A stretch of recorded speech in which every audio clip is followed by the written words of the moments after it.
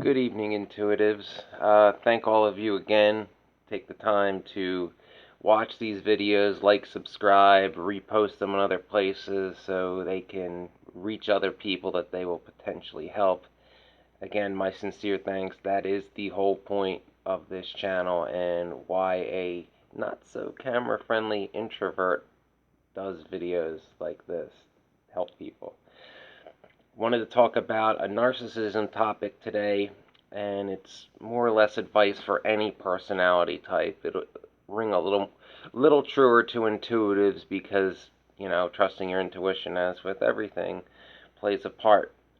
Fair warning ahead, I might get a little angry in this video, and while I try to keep the swearing down, most of the time, I can't guarantee, so a little language, I try to keep these family friendly as far as because, how can you tell if I'm even wearing pants right now? But hands are above my waist. So, that little sarcasm, probably sarcasm aside, I want to get into the topic, and that is when dealing with a narcissist, keep your goals and your plans to yourself. A narcissist will always try to derail your plans and will always tell you your plans are unobtainable. And that's for a variety of reasons. First off, if you are the victim of narcissistic abuse and you are somebody's black sheep, somebody's scapegoat, they want to keep you around because they get their narcissistic supply off of you. They get off on beating you down, on exploiting you, on making you feel like you're not good enough, making you feel like you can't do anything right, making you feel dependent on them. And they need that supply. So if you were able to, say, make a plan come to fruition and get out of that situation and, God forbid, be happy as a black sheep, that would ruin their plan. And remember, they also like to use their black sheep as everything is your fault. No matter what's wrong, it's somehow your fault because the narcissist is perfect and the golden child is almost perfect and the flying monkeys are, okay when they're being useful because they're pawns. Everything, again, is your fault. So, plans, as especially intuitive types know, take time. Things don't change overnight, especially, long-term plans that require a lot of change. Narcissists in general hate change. Hate it. That's why if you reveal to them a plan to make substantial change in your life, they'll try to derail it and essentially try to convince you that you just need to make little tweaks around the edges, but by and large, the status quo is good. Narcissists are like corporatist Democrats. Status quo good, progressive change bad, little tweaks around the edges that really change nothing, and they'll, pretend like they change the world for the better, when not really. For example, about 5 years ago, I couldn't take it anymore being an assistant superintendent on a golf club. Worked 7 days a week, pay was terrible, had no sense of purpose, was tired of babysitting flunkies on my crew all day. I mean, it's just a horrible, miserable job that, I was completely lied to about from university based on what it was in the boom times in the late 90s. But couldn't do it anymore. Didn't see a future in it. Industry's dying. I'm kind of making my reasons a little short, but I could go on for 5 hours about why it's a horrible job and you should never do it. If you're thinking about getting in that career, please contact me directly and I will, you know, tell you the facts that your professors or your bosses trying to get you in the industry won't, because it's exploitation and illegal activities and underpay, so on. But the premise of that is I wanted to get out of that industry. My leg from my 2013 gunshot was pretty much all healed, and I was going to start testing for firefighter jobs. Again, a few were starting to open up for the first time post the crash of 2008. Well, stupid me, because I was just learning about narcissism and stuff for less than a year, so I wasn't really understanding things yet. I, let people know what my plans were to be, because you were always taught, like, have a goal and work towards your goal and step by step. Well, of course, they were in practice against that because that would have meant changing the status quo. And my abusers were obsessed, utterly obsessed with me remaining an assistant golf course superintendent, because I'm sure because they knew I hated it. And, you know, like I said, the money was crap and I worked all the time, and it essentially kept me tied to this area. But I made the mistake of revealing my plan. So, of course, they tried to whittle it down, saying, oh, that's impossible. You're gonna go test for a job with 1,200 people and 2 dozen will get hired, and you expect to get hired. And I'm thinking to myself, well, I did it when I was 19. I didn't have a degree or anything then, and I did it. Why can't I do it again? And I, again, did it again, but that comes later. So they, were trying to basically suggest to me that I keep things the same. Like, oh, why don't you go be, a foreman for a landscape company? I'm like, that's the same thing. I fucking hate grounds maintenance. Why the hell would I want to do that? And the analogy I gave them at the time was, if you're at the pub with your friends and the bartender asks you, you're not sure what beer you want, and the bartender asks you, what beer do you want? And you would say, oh, I want to try something new. Just letting you know, I fucking hate Budweiser, so anything but Budweiser. Wouldn't the bartender be a dick if they turned around and said to you, you know what, man, I got the perfect beer for you, mate. Bud Light. Wouldn't you look at him like, I just fucking said I hate Budweiser? That's kind of what the narcissist will do to you in a situation where you want to make substantial change, perhaps, you know, finally go after that thing you always wanted that maybe wasn't possible for years because of things like a major recession, for example. They don't want you to improve yourself for the better.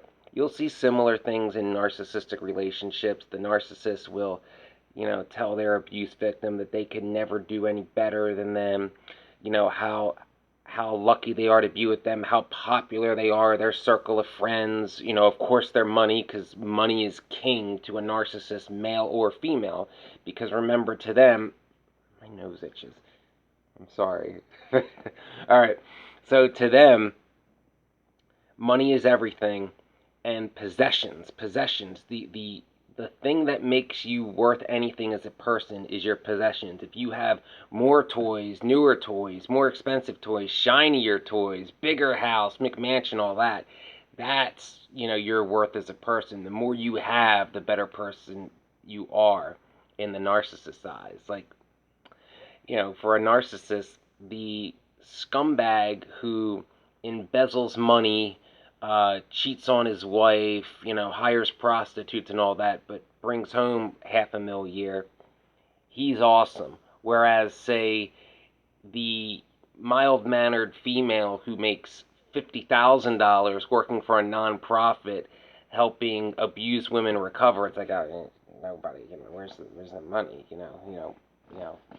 Everything costs money. Time is money. Money's everything, and stuff. The more stuff you have, the better you are. At least that's what I was taught growing up. I don't buy into it, but that is again a boomerism. Whoever dies with the most toys wins. I know I've mentioned that before.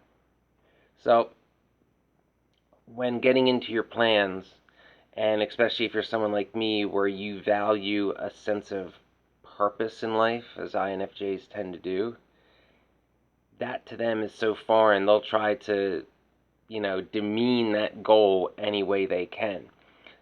I think I've mentioned it before on this channel, when I first said I wanted to be a professional firefighter at the age of 18, right after completing EMT school on my own as 17, the reaction I got from my family, honest, for Christ's sake, like, honest to God, you would have thought I said to them that I wanted to be a fucking movie star. That's how, like, you can't do that. Not because, I wasn't bright enough, because I was in honors classes and AP classes. Not because I wasn't physically fit enough, because I was a gym rat and a model at the time. Solely for the reason that that job would have required me to leave Chester County, Pennsylvania, their sacred holy land, which I've despised since childhood, and I intended to leave since I was 10. If you don't know much about it, it's basically a rundown Rust Belt town with, working class people struggling because there's no decent jobs, and the other half is upper middle class boomers who inherited their wealth or are part of the good old boys club. That's pretty fair breakdown of what it's like. And all the boomers try to pretend that everything as it was 30 years ago. It's very depressing. Very, very cliquish. High school culture is predominant. You'll see a bunch of boomers talking about, their high school cliques and sports teams and who dated who in high school. They're still obsessed with high school. I don't get it, and I stopped trying to understand. I've tried. They just answer with things like, well, that's just how it is, and best 4 years of your life, and it's like, no, back away. So, but when you reveal, plans that would get you away from a narcissist, again, they'll tell you things like, you'll never pull that off, or who's going to give you that job, and you think you could do that job, or why would you want to leave this area? What's wrong with you? Or, is it really as horrible as you say it is? And they'll do things behind the scenes covertly too. They'll call potential employers. Don't ever specifically tell them where you're applying. If you're applying for a job you've always wanted, because they'll call and slander your name. I've had it happen. Because you're not allowed to be successful. Remember, to the narcissist, they decided that you're a loser, and most of the time not based on your own actions. I mean, my golden child brother flunked out of high school and was arrested twice and has been to jail and is on parole, but he's still the golden boy because the boomers say so. And remember, any thought from a narc, especially a boomer narc, it's true. Like, if they think it, like if a narc thinks the sky is green, in their minds reality will warp around their will and it'll become green because they are essentially, godlike and should be worshipped and deified, but thankfully most people see through them. So, in that situation, keep your plans to yourself. Talk to people you actually trust. Be aware of who's a flying monkey and who isn't. Go through your plan step by step. Plan methodically. If you're applying for a specific job, apply with more than one place. Like, I applied for more than one fire department. I highly recommend, whether you have to or not, to apply, out of area to get away from your narcs, because no contact is best. That's why life in Arlington, Virginia was great. And life in London's going to be better because 150 miles, the Atlantic Ocean. So that'll be a huge plus, and a more progressive culture that's always welcome, and a city with a lot of history. Like I said, I've wanted to live in London for 20 years, and the time is right. And hey, there's a nice fire department there that's outside of the IAFF union that hates me. So, and of course the British Museum. But that's just my reason for going to that city. If you haven't noticed, I go on sidebars every now and again. If you're in that situation, like I was, or even if you're in a more personal life situation, I'll try to give an example best I can. Growing up here, the narcissists were always like, popularity, popularity, popularity. Like, be like the cool kids, don't be yourself. In other words, I was told to emulate people and to copy their interests and their mannerisms and essentially not be myself but play a character. And it's like, I don't know how to play a character, and I don't want to know how. So that was always a failed plan of, especially my mother, like, oh, you're a good looking guy. If you just, knew how to play the part. It's like, play the part. Play the part. Like, life isn't a stage. Well, kind of it is, but it's like, life isn't a set. Like, what do you mean, play the part? It's like, why would I be fake to try to impress people that I don't like? Again, because adoration of strangers and people thinking that you're something they're not, along with money, of course, is things the narcissist values above all else. So, in terms of making long-term progress when you are in a situation filled with narcissists, it basically boils down. I'm going to try to boil it down because I went on a bunch of sidebars and told some personal stories, and I know this video is a little hard to follow, but I'm trying to overcome perfectionism, so I'm going to post it anyway. Keep it, make your plans, plan everything out, know the step-by-step progress, know approximately how long each step should take. Do thorough research on whatever you're trying to do, be it obtain a new career, move to a different city. Ensure you have the means to do so.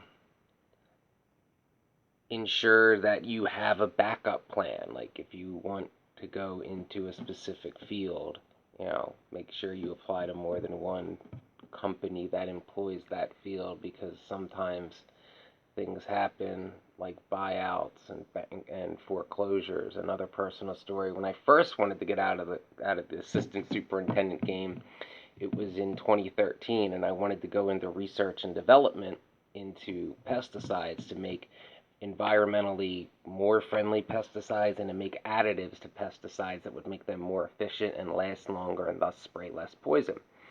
Good plan. Got hired by DuPont as a research tech. Then DuPont got their ass sued off for a chemical called Imprellis, which, long story short, it killed a bunch of evergreen trees, and thus they sold off a third of the company. R&D was on that list, other than a handful of people, but new hires, gone like that. I never even got to start there. So always have a backup plan. If you have your heart set on one specific company for a specific job, apply to your second and third choice as well. Read into, this goes in the research, but read into what it takes to get that specific job. I don't really know what to tell you, because my personal experience with firefighters, the civil service process, so that's a little different. Your step-by-step procedure to get that job is mapped out for you, and it's really easy, to find out what to do each of those steps. But research the company, learn about who your boss would be, learn their educational backgrounds and all that. I've had success with doing these things, and it sets you apart. Learn about the area you plan to move to. That's important. More so in other jobs. I mean, a job like a firefighter, you got to know your territory, so that was important. Talk to people in the industry. Whatever job that you want, whatever company you want to work for, find a way to connect with those that are already there, so they can give you an idea realistically of what you need to, what you need to do to get where you want to be. Don't listen to the narcissist when they keep telling you to stick out the job you hate. That's probably a shitty job that they want you trapped in. The old saying goes, if that's where you want to be, I wouldn't start from where you are now. So why would you stay in an area, in a field, in a job that isn't working for you? Understand that the narcissist is playing you, through people you trust, or even through, if you have to, through acquaintances or even strangers that have no contact to the narcissist. Gauge your own abilities through them. The narcissist will, they have a tainted perception of you. They always want you to think the worst of yourself. If you haven't noticed, when you do have an accomplishment, the narcissist is the first one to put you down or tell you it doesn't mean anything, or, for example, to this day, my family still touts the awards my brother won in middle school. Middle school, we're talking like 6th, 7th grade. Meanwhile, again, he flunked out of college. In college, I graduated with honors, and I had, some scholarships. Nothing huge, but, the one year for my internship, I won a scholarship award. It was like $5,000 or something, and it would be a little more now because this was a little over a decade ago. But there was, I think, 1,500 people that applied for it, and you had to be in that specific field, and I got it, and I'm like, yeah, whatever, $5,000. But they were like, well, everybody gets that. It's like, no, because I was the only one, because it was just for that specific major. It's like, no, I was the only one. Yeah, well, it's no big deal. Or they'll put your accomplishments down as well. So here's another important part that I almost forgot. Don't listen to boomer advice on your resume, because anything good you did that sets you apart from average, they'll try to put you down. So when I was applying in 2017 for environmental science jobs as my backup plan to the fire thing, because I got, an offer in 2016. They were supposed to hire, this was a small department, they were supposed to hire 5 people. I was number 4 on the list. They only hired 2. Those 2 were higher up on the list than me. They're veterans, I'm not. They earned it. But, hey, I can't help that. Budget cuts and the fire department's always first. But my backup plan was to go into environmental science, which my educational background's in. And in university, I was a teaching assistant as an undergrad for 3 years because I excelled in labs and they were short on grad students. So I was doing the duties of a master's degree student teaching freshman labs. And, I got credit for grad school credit, 500 level class, and I got a stipend anyway. It's on my transcript. It's all official. It's there. When I was telling, my aunt this after getting, pretty much cheated out of an environmental science job, she's like, "Well, you weren't a TA. That's not true." I'm like, "It's here in black and white." But see, even though she's female, she's in the good old boys club. And to give a little background on the story, I applied for a job with the county health department, and I went to a conference and spoke to a bunch of people, and they were all like, "Oh, you have enough," because my background's environmental science and I have soil science too as a minor, and like, "You have enough credits to be a soil scientist and all that," and they were all pretty impressed. And then this job opening came, and you had to apply in the month of February. Well, I did, and I met the criteria. I forget the specifics, but the biggest one, because it was in bold, was you must have a bachelor's degree in environmental science or soil science, geology, something to that effect, currently, not, near completion. In other words, like if you were a student in school and you didn't graduate yet, not good enough. It was either you have it now or you don't, not, "Oh, I should have it in a couple months." So 70 people applied for this job. I was the only one who went to this conference, by the way, looking for a job, and I shook all the right hands and did all that. But instead, I applied. Did I get an interview? No. No. In fact, out of 70 people, 2 people got interviews. And these 2 people were handpicked by a professor friend, sorry, of the guy who was doing the hiring. Not only that, these 2 people applied even though they weren't eligible because, again, they didn't have their degrees in February. They graduated in May, and the interviews were supposed to take place in March. Well, they held the interviews until May, until these 2 people graduated, and the guy proved incompetent.